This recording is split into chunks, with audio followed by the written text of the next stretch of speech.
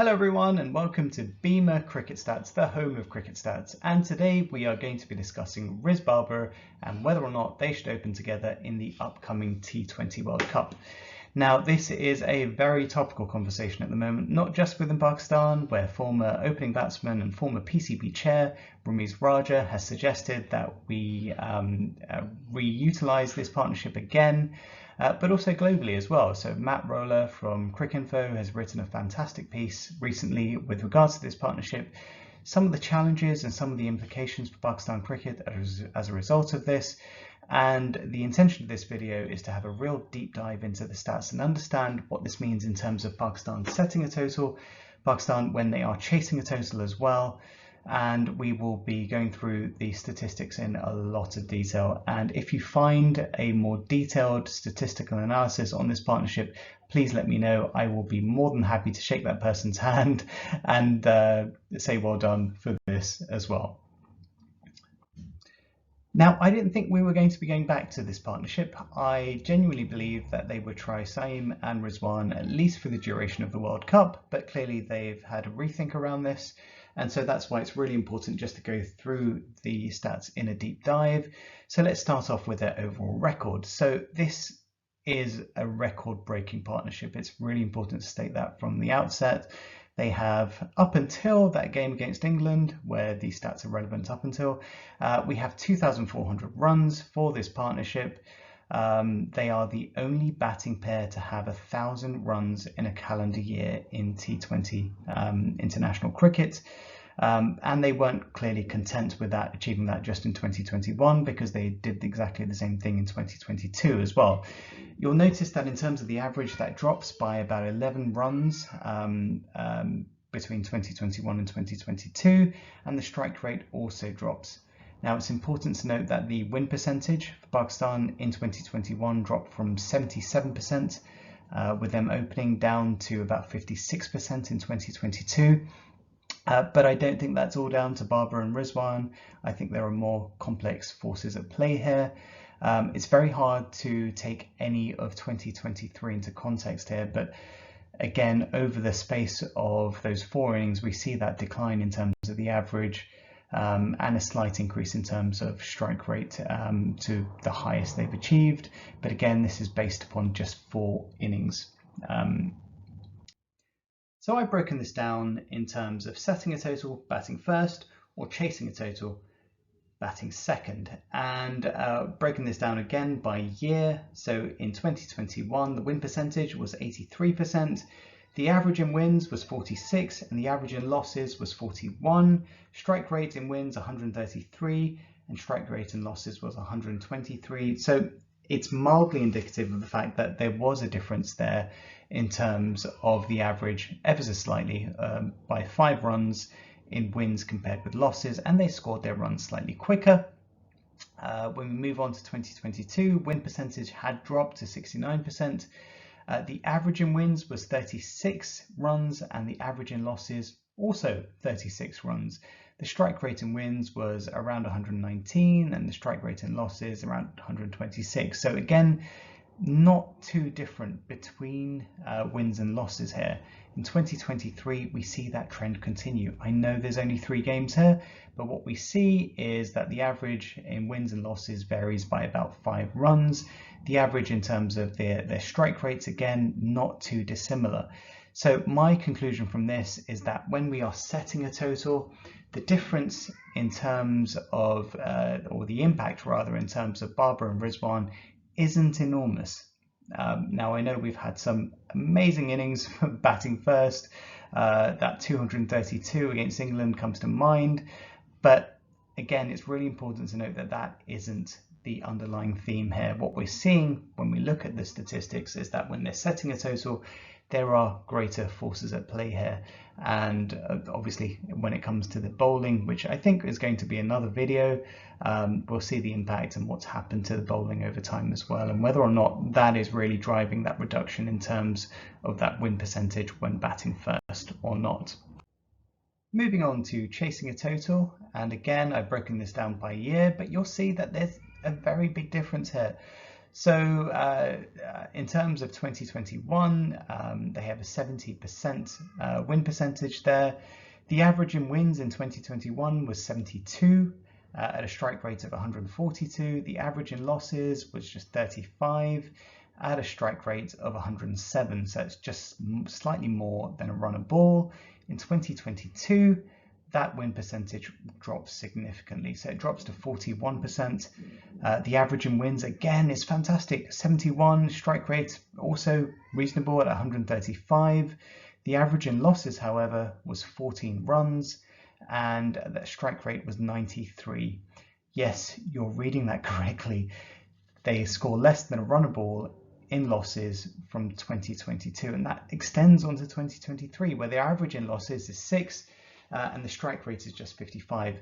There is just one innings, so we can't read too much into that, but the overall trend here is that there is a reduction in terms of the win percentage when batting second overall, but also in terms of that record in losses is abysmal, and that has really changed the dynamic for the Pakistan cricket team. So this is the average ball by ball score over an innings for a Babar and Rizwan partnership. And you'll notice that early on they are very defensive. When I looked at all 51 innings, they had hit within the first over just 28 boundaries and 3 sixes. So it's 28 fours, 3 sixes in 51 innings. They start off incredibly slowly, such that it takes them about 11 deliveries for them to have more runs than they have faced deliveries. From there on in, we see that consistent increase, but in essence, you have 3 distinct phases of their partnerships.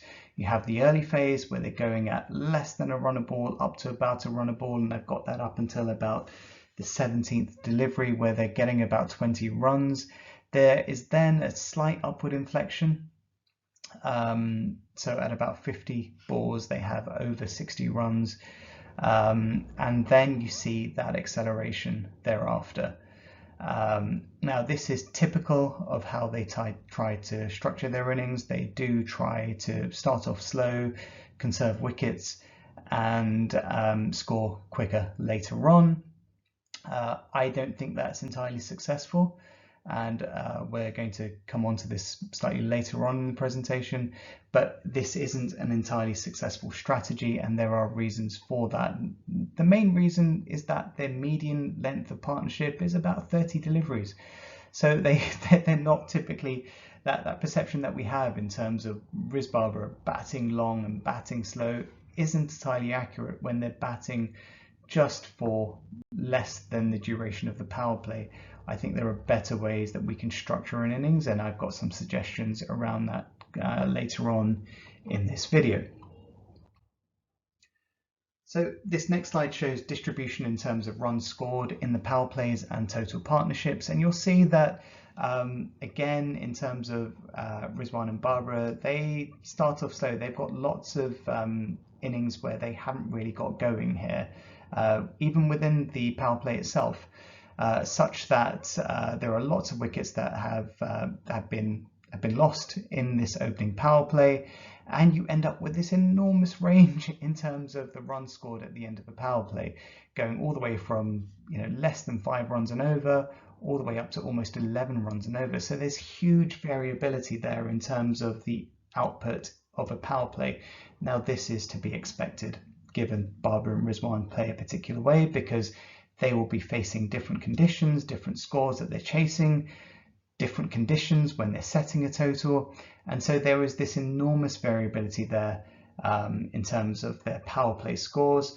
And again, this continues in terms of the total partnership. So when they do get going after the partnership, we see more of a consistent response there in terms of where you expect their partnership to be, such that when they complete a power play, their median score is about 48 runs, and thereafter, amongst the 15 or so innings, 17 or so innings, I think it is, where they've continued on again, their partnership score in terms of achieving that 100 runs is at about 12 overs. So they get to 100 runs at about 12 overs there, which is 72 balls, about 8.5 runs an over, which is fantastic overall because it sets a platform. If they're in, it's a great platform for the rest of the team to come in and really score quickly. So yeah, what we have here is a strike rate in this post power play phase of about 156, and within this power play phase it's about 133 once they reach the end of it. So you see that acceleration, you see the impact it can actually have. So now let's look at the individual contribution within partnerships and performances in the games in which they've opened together. When we look at cumulative partnerships and individual contributions towards those partnerships, you'll see that they are fairly similar in terms of the total number of runs scored. These upward inflections that you see where the arrows are where they've both had a fantastic game together, and you see these increases there where they've had a big chase or they've set a big total together. And that's what those upward inflections are. These are mirrored in terms of what you see in the individual curves that we have here. When we look at the cumulative strike rates for Rizwan and Barbara during these partnerships over time, what you'll see again is that there is this increase right at the outset from Barbara, mainly because he was failing very early on in this partnership. So he wasn't scoring that many runs, and in terms of strike rate, that's more likely to be affected there. And then we see this decrease or this downward trend until it gets to that point of stability. The cumulative strike rate for Barbara during these partnerships and Rizwan isn't too different. So it's in the 120s for Rizwan, and it's early 130s for Barbara, or around 130 at least for Barbara. So they aren't scoring their runs particularly quickly over the course of these partnerships.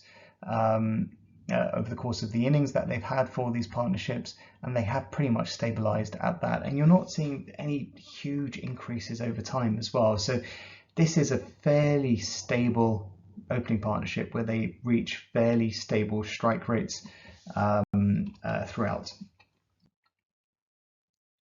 I've now broken this down in terms of when setting a total and when chasing a total. So when they're setting a total, they've won 14 out of 25 games. That's an average of about 56% in terms of their success rate. We'll come on to look at their chasing, and we'll see that when they're chasing, they are much more successful. So again, it's really important to reiterate, because I think there's a misconception in terms of Barbara and Rizwan batting together at the opening partnerships, and that thought process is very much that they bat too long and they bat too slowly. But what we're seeing here is that they're not really batting long at all. They're batting for a median of 26 balls when they're setting a total, and at that point their median score is 30 runs. So when you look at it through that lens, they're not entirely successful in that regard. They're not batting for long enough. When they are successful, they are very successful. But if you're looking at modern day batting and what that should actually look like, they should be scoring more runs at that particular point in the power play. And if that's not working, I can understand the rationale in terms of moving to Saeem Ayub at the time and thinking we need to score more runs, because they're not as successful as we think they are in terms of where they are at that position when setting a total. So above that median number of deliveries they've faced, they have lost 6, and below that median they've lost 5. So again, it just goes to show that I don't think Barbara and Rizwan are pivotal to success when they're batting first. They are clearly not driving that success, and it's being driven by other factors such as the bowling, and particularly bowling at the death and the middle overs for Pakistan, but also in terms of the other batsmen that were really contributing towards these high scores and putting games beyond reach. So this indicates again that in terms of chasing overall, Barbara and Rizwan are pivotal to at least the start of that chase. When they are successful, when they continue on again, then I think that's very good for Pakistan's chances of winning a game. What we have on this next slide are cumulative averages in the matches in which they've opened together. So we've looked at statistics when they've opened together over the course of that partnership. what happens for the rest of the game. So these are the statistics for Rizwan in terms of his batting average and Babar when they have opened together over the course of that game. And what you see is that when you compare Rizwan and Babar, there is a big difference in the overall averages here, which are in blue. But there is nuance again. So in terms of Rizwan's batting average, his batting average is better when he's batting first. His overall average over the course of this period of time is about 49. That rises to 54 when he's batting first and drops down to about 44 when he's batting second. So there is a 10-run swing there for Rizwan in terms of his cumulative batting average compared to when he's batting first and when he's batting second. With Babar, it's kind of the other way around. So his overall average is around 32 over the course of these 51 innings. That rises to about 36 when he's chasing, and that drops down to about 28 when he's batting first. So again, I understand the rationale behind picking Sahin and why they went with Rizwan and Saim at the start of an innings. Why they moved to that compared to Babar. But again, I think there is an important discussion that needs to take place in terms of chasing a total and setting a total. When we look at strike rates, however, we'll see that for the most part, they are very, very similar. So when we compare Rizwan and Babar, they're both very, very similar in terms of their overall strike rates. Rizwan has a better strike rate when batting first, a worse strike rate when batting second, and for Babar it's pretty much around the same. So by the end of these 51 innings, his strike rate wasn't really too dissimilar when batting first or when batting second. Again, this is indicative of the fact that if you are going to pick an opening pair or an opening batsman when batting first, Rizwan needs to be that batsman. So I have balanced this in terms of Rizwan and Babar when they're chasing a total and Rizwan and Babar when they are batting first. Now this is really important to understand because this is based upon everything that's happened to date. These scores, these suggestions that I have, they do not predict the future. We're predicting the future based upon what's happened in the past over the course of those 51 innings. But in essence, when they successfully complete a power play, it's more likely to result in success. And of the 17 games in which they've completed a power play, they've only lost 3 times, and all of those were whilst batting first. So I think in terms of chasing a total, I think we've seen how important Rizwan and Babar are. Over the course of this video, we've seen that their average is above 70 in successful chases. Their strike rate is higher than their average in terms of these successful chases as well. And it's really important to note that Pakistan timed their chases. They aren't a team like England, and sometimes being in England, we view everything through the prism of English cricket and where they're ultra aggressive and they will chase down scores with overs and overs to spare. Pakistan are not like that. Pakistan time their chases very well, such that at the end of a power play they have average scoring rates of anywhere between 4 and 11 almost in these chases. But again, they time their chases according to the score that they're chasing and the batting conditions that they're facing as well. But nevertheless, the underlying message here is that the Rizwan-Babar partnership is a good partnership to have when chasing a total if they remain intact at the end of the power play. So my advice is to stay in, essentially do what they're doing at the moment, maybe not taking as many risks as other teams would, but if they're there at the end of the power play, Pakistan are more likely to win.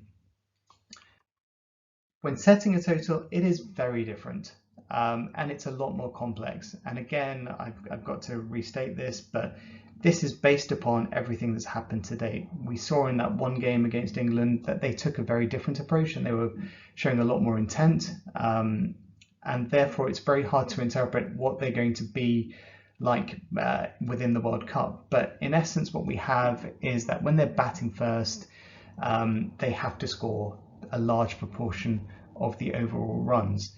And so if the proportion of runs as a total of the total runs scored is really low. So if it's below, say, 25% of the total, so say for example, if your final score is 200, 25% of that is 50 runs. So if you are below that 50 run threshold, either both batsmen need to continue that partnership until it accounts for 50% of that total runs, so around 100. If you have a finished score of 200 runs, or one of those batsmen needs to continue and score at least a third of those runs overall. So again, looking at about 70-ish runs, one of those batsmen needs to score 70-ish runs and really shepherd the rest of the batting through that time. I think that allows the other batsmen to really express themselves and to score at a quicker rate. Now, if the proportion of runs scored in the power play is above 25%, so if it's, again, using that 200 runs as an example score, if the overall score is around 50 or above 50, one of those batting pair needs to score more than 45% of the overall team score. So again, just looking at this, doing some rough maths, I think that batsman would need to score around 90 runs of that 200 run overall score. Now, obviously that is a challenge, but this is what we've seen when we analyze the statistics in a lot more detail. And this gives us more of an impression in terms of what Rizwan and Bara need to do when setting a total and when chasing. When setting a total, I think the dynamic has to be very different. I think given the low success rates overall that we've seen from Rizwan and Babar, it might be time to consider a different opening partnership when setting a total, and that's why utilising the players that they have within the team, potentially even thinking of moving Fakhr up to open the innings with Rizwan, or Usman Khan even to open the innings with Rizwan, might actually be a successful strategy when setting a total. And when chasing a total, I would stick with Rizwan and Babar.